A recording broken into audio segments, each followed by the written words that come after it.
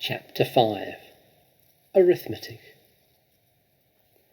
Matilda longed for her parents to be good and loving and understanding and honourable and intelligent. The fact that they were none of these things was something that she had to put up with. It was not easy to do so, but the new game she had invented of punishing one or both of them each time they were beastly to her made her life more or less bearable. Being very small and very young, the only power Matilda had over anyone in the family was brain power. For sheer cleverness she could run rings around them all. But the fact remained that any 5-year-old girl in a family was obliged to do as she was told, however asinine the orders might be. Thus she was always forced to eat her evening meals out of TV dinner trays in front of the dreaded box. She always had to stay alone on weekday afternoons, and whenever she was told to shut up, she had to shut up. Her safety valve, the thing that prevented her from going round the bend, was the fun of devising and dishing out these splendid punishments, and the lovely thing was that they seemed to work, at least for short periods. The father, in particular, became less cocky and unbearable for several days after receiving a dose of Matilda's magical medicine. The parrot in the chimney affair quite definitely cooled both parents down a lot, and for over a week they were comparatively civil to their small daughter. But at last this couldn't last. The next flare-up came one evening in the sitting room. Mr. Wormwood had just returned from work. Matilda and her brother were sitting quietly on the sofa waiting for their mother to bring in the TV dinners on a tray. The TV had not yet been switched on. In came Mr. Wormwood in a loud check suit and a yellow tie. The appalling broad green and yellow check of the jacket and trousers almost blinded the onlooker. He looked like a low-grade bookmaker dressed up for his daughter's wedding, and he was very clearly pleased with himself this evening. He sat down in an armchair and rubbed his hands together and addressed his son in a loud voice. "Well, my boy," he said, "your father's had a most successful day. He is a lot richer tonight than he was in the morning.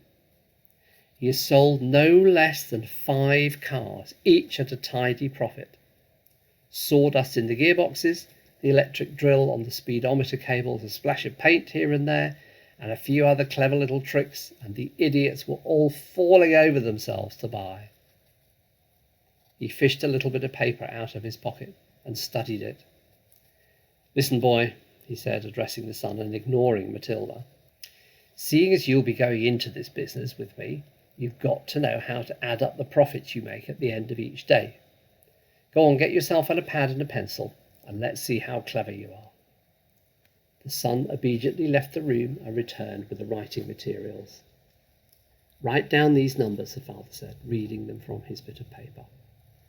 "Car number 1 was bought by me for £278 and sold for 1,425. Got that?"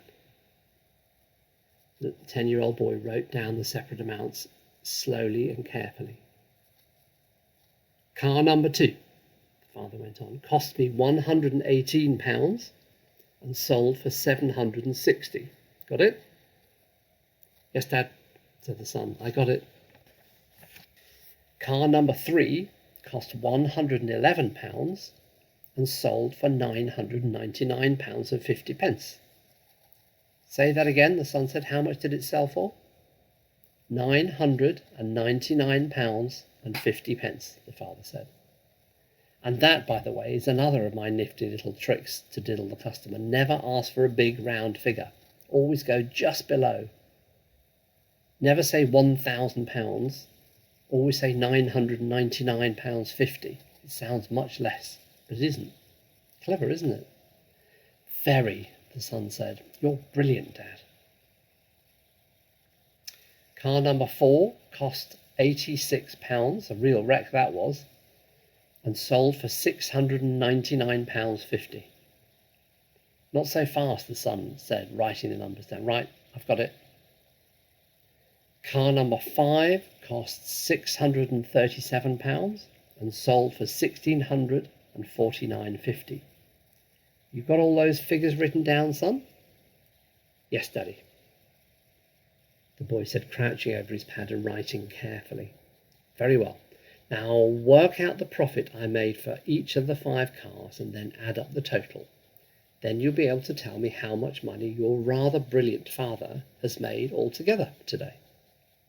That's a lot of sums, the boy said. Well, of course it's a lot of sums, the father answered, but when you're in a big business like I am, you've got to be hot with arithmetic. I've practically got a computer inside my head. It took me less than 10 minutes to work the whole thing out. You mean you did it in your head, Dad? The son started, goggling. Well, not exactly, the father said. No one could do that, but it didn't take me long. When you're finished, tell me what do you think the profit was for the day. I've got the final total written here, and I'll tell you if you're right. Matilda said quietly, Dad, you made exactly £4,303.50 today. Don't butt in, the father said. Your brother and I are busy on high finance. But Dad, shut up, the father said. Stop guessing and trying to be clever. Look at your answer, Dad, Matilda said gently. If you've done it right, it ought to be £4,303.50. Is that what you've got?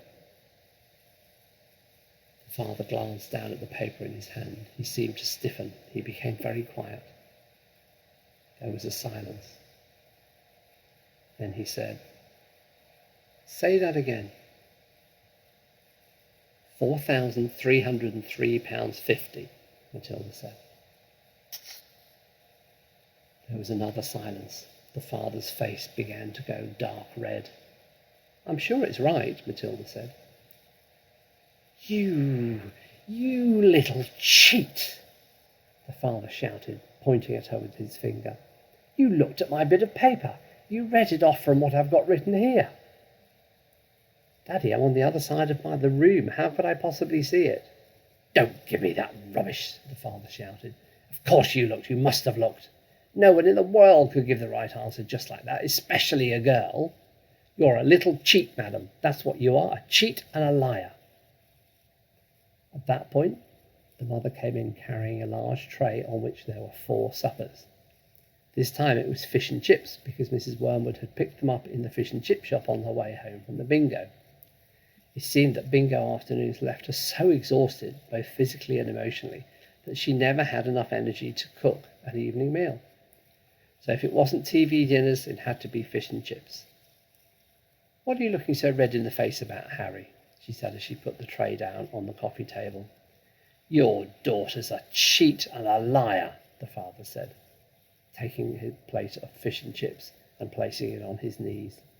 Turn the telly on and let's not have any more talk.